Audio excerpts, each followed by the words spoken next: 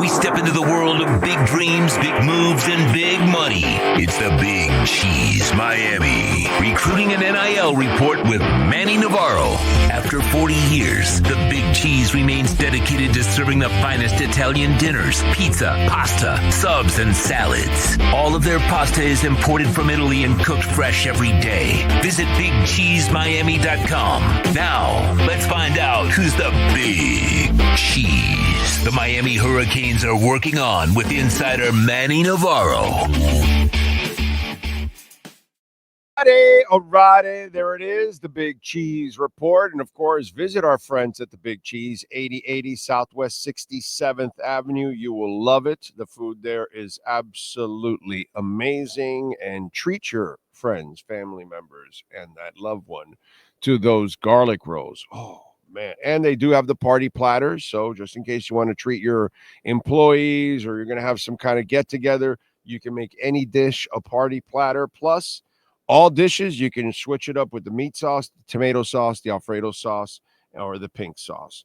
Go check it out at BigCheeseMiami.com. All right, Manny, let's find out about some big cheeses. Where does Miami's NIL budget now rank among the Power 4 schools out there? Well, listen, I've done a lot of reporting for The Athletic, work with a lot of great national reporters as well. And I think Miami is top 10 NIL outfit. Now, remember, this is the first year of revenue sharing, right? In July, those different checks are going to be coming in. So everybody's going to be distributing $20.5 million. It's not all going to go to football, but there's going to be more wealth to be shared. So everybody's going to, quote unquote, catch up right now in terms of Power 4 schools being able to pay rosters more money. But I would say based on how much money Miami raises individually, the amount of money that the Moss brothers and everybody else kicks into this school, I think they are a top 5, probably top 8 NIL budget in college football. And it's important to continue to operate that way. I'm just going to say that because, look, you're probably going to be spending $40-50 million on a roster a year now. What's that? And it's now that the Cavender twins are carrying the women's basketball team, so they don't have to use that money for that budget since Cavender twins are rich as hell. Well, listen, that I guarantee you they will be. I guarantee you the Cavender twins are making plenty of money on their own without. They don't even need an NIL budget. They are so filthy rich. Did you see Yes. the video of them at the Range Rover thing? I did not. I have not seen it. No.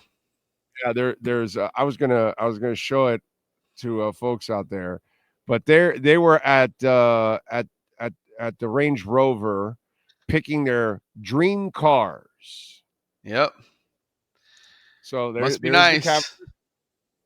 Picking the dream cars, and then some idiot goes, "Oh, you guys, Carson Beck money," and they were classy about it. They were like, "Sure," like they don't realize like they have more money than Carson Beck. Yes. It's just like these girls Yes. like a sick amount of money on social media. They do a little dance together and they'll probably produce $50,000 just by doing that because it'll get millions and millions of hits and stuff like that. Listen, But any company that they advertise for they're bringing them money. So they got plenty of their own deals and attention and followers and all that other kind of stuff. Bro, you want big cheese? The Cavender twins, bro. They are the big cheese. I mean, They 1,000% are. But I think Miami fans should know that because we just had that conversation in the previous segment about resources. Yeah. And I think, when you think about Miami and how much they're going to be spending on this roster this year and how much they're going to, compared to others, there's only a few other schools, that when I talk to people nationally that I know how much some of these people are spending, Oregon, Texas Tech, Texas A&M, those oil schools out there, a lot of money in those oil schools. Okay.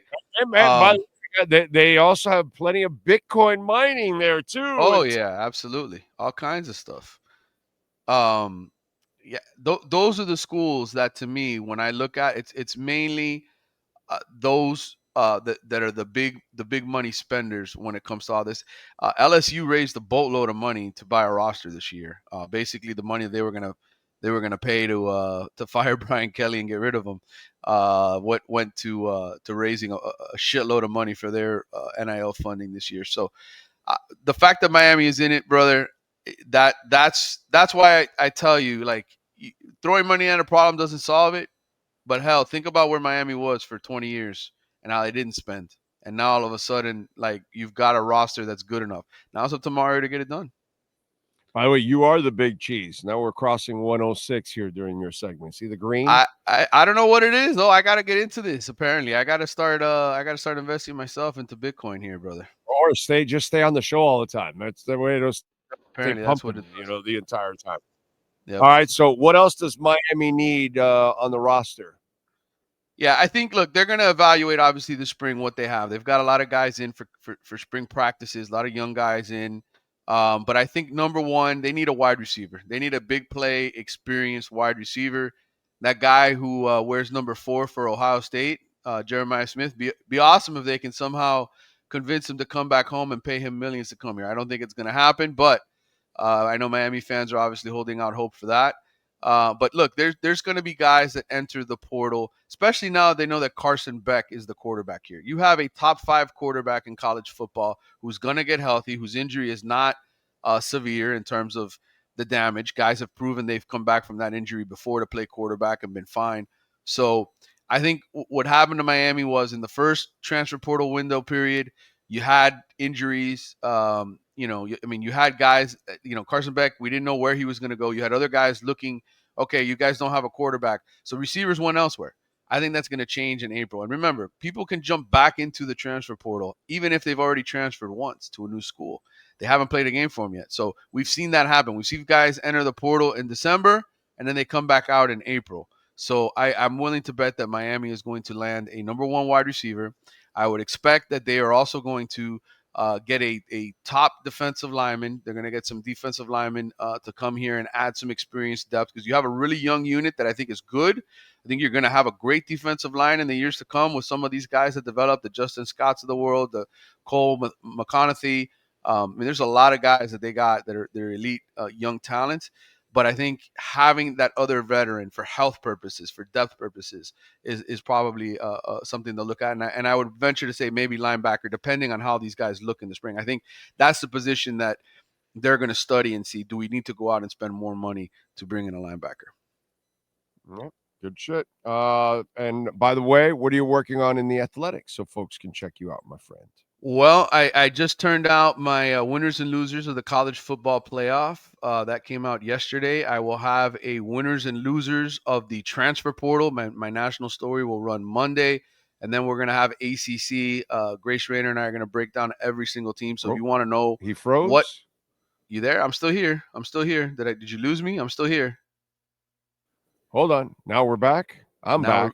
All right. Now we're back. Okay. Now we're going to have.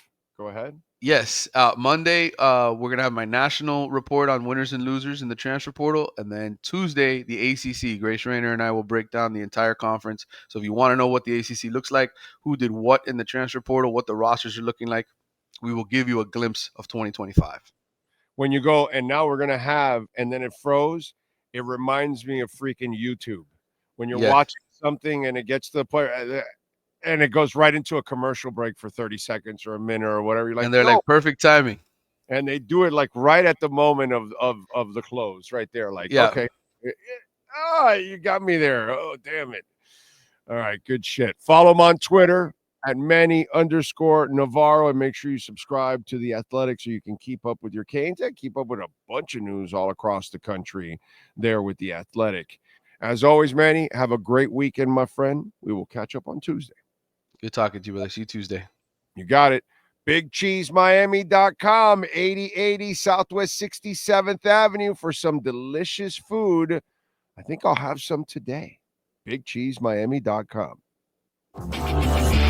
You've been listening to the Big Cheese Miami Recruiting and NIL Report with Manny Navarro. At the Big Cheese Miami, they continue to purchase the same high-quality ingredients that the most expensive Italian restaurants use. The difference is they serve large portions at a family price. Visit the Big Cheese at 8080 Southwest 67th Avenue in Miami. Call 305-662-6855 or go to thebigcheesemiami.com. Go Canes!